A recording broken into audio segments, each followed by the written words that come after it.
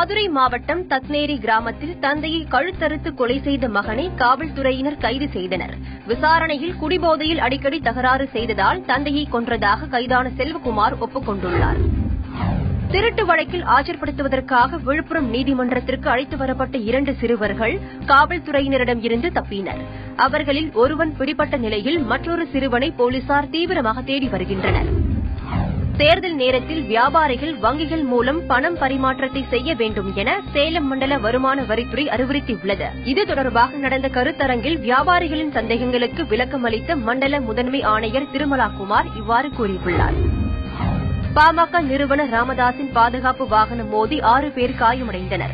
புதுச்சேரி மாநிலம் காட்ராம்பாக்கம் பகுதியில் கட்டுப்பாட்டை இழந்த வாகனம் மோதியதால் காயமடைந்தவர்கள் ஜிப்மர் மருத்துவமனையில் சிகிச்சை பெற்று வருகின்றனர்.